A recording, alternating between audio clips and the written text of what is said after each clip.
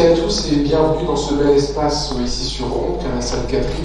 Remercier la municipalité de la mettre régulièrement à disposition pour nos établissements ou le siège de l'association.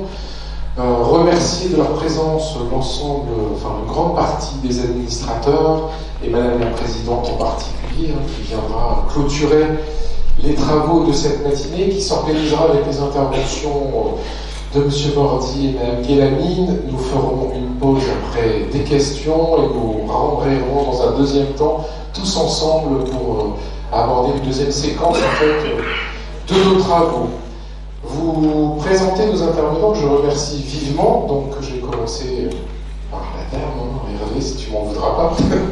Voilà, donc Faiza Guélamine, pour certains, si vous êtes allés voir sur Internet ou dans les grandes bibliothèques de France, vous aurez vu qu'elle avait publié notamment sur la laïcité et les faits religieux de pas mal d'ouvrages, et je remercie fortement Faiza d'être parmi nous aujourd'hui pour enrichir la réflexion et nos travaux au sein de l'association, puisqu'en fait cette matinée s'inscrit dans la refonte du projet associatif et dans la continuité du précédent, et donc il nous semblait intéressant avec la présidente Patrick, qui est à l'initiative de ces matinées, et Francisco également, de l'initier avec vous des matinées qui vont émailler tout le premier semestre de cette année, qui vont enrichir les réflexions que vous menez dans les groupes.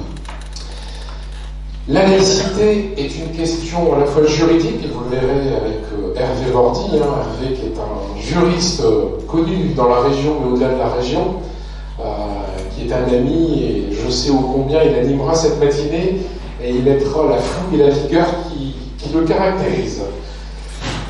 Politique également, mais avant tout social. Donc la laïcité peut être un mot valise pour certains, puisque si on s'interrogeait les uns les autres, on y mettrait peut-être de multiples définitions, que beaucoup investissent émotionnellement ou instrumentalisent. Notre histoire a témoigné en fait que c'est un sujet qui parfois peut créer beaucoup d'émotions dans notre société, dans nos établissements, mais qui peut être aussi instrumentalisé à certains moments. En tant qu'éducateur spécialisé au sein de notre association, puis-je accompagner un résident en situation de handicap à l'église? En tant que directeur, dois-je interdire le port de signes religieux aux professionnels? La religion n'est-elle qu'une affaire privée au sein de nos établissements?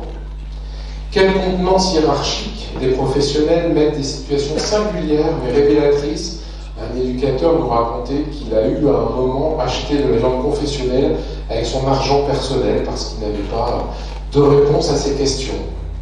Notre volonté aujourd'hui, c'est de créer un espace de réflexion, vous l'aurez compris, des réponses aux interrogations de votre quotidien, c'est-à-dire que vous verrez, on aura des interventions, mais ce qu'on souhaite avec les intervenants, c'est que ce soit très interactif, que chacun puisse s'exprimer sur ce qu'il ressent, sur ce qu'il vit, sur comment il a envie que l'association inscrive le fait religieux dans nos statuts, dans notre règlement ou pas. Donc c'est des questions que l'on doit se poser parce qu'elles s'inscrivent dans le quotidien de chacun des professionnels de l'association. C'est aussi soutenir, en ayant des réponses, une posture professionnelle sécurisée par la hiérarchie, par l'association, puisque de poser un cadre sur ces questions, ça permet à chaque professionnel, à chaque famille, à chaque personne accompagnée, de pouvoir avoir un cadre qui le sécurise dans la vie au niveau de l'association. C'est aussi donner les moyens d'agir pour contribuer au bien vivre ensemble, puisque à partir du moment où des décisions peuvent se prendre conformes à la loi ou conformes à la volonté du conseil d'administration, ça permet de faciliter le bien vivre de chacun au sein de l'association et des personnes accompagnées en particulier. Lorsque une association n'investigue pas cette question, cela peut amener à une forme de zone de flou qui peut créer beaucoup de confusion, d'interrogation, d'incertitude chez les professionnels. Et il nous apparaissait vraiment, avec la présence indispensable, que l'on puisse faciliter la compréhension à ce principe républicain et sur sa place que l'on accorde au sein des associations, mais aussi au sein de la nôtre en particulier. En effet, faut-il l'inscrire dans le cadre associatif, c'est-à-dire qu'on ne voit pas apparaître la laïcité dans les statuts, dans le règlement. Là, c'est plus à l'endroit des administrateurs qu'en fonction de ce qu'ils souhaiteront, et nos intervenants pourront alimenter en tous les cas ce débat pour que sereinement le conseil d'administration puisse se prononcer fort de l'évolution d'un contexte juridique qui est assez prospère en la matière et qui a évolué dernièrement. Et donc là, Hervé Bordy vous en parlera. Voilà, donc comme vous voyez, beaucoup de questions de votre quotidien et donc l'intérêt. Donc Hervé Bordy va intervenir à peu près une demi-heure, je vais le retenir parce que je sais qu'il est très bavard, donc je ne manquerai pas de lui rappeler de tenir l'horaire, n'est-ce pas Hervé?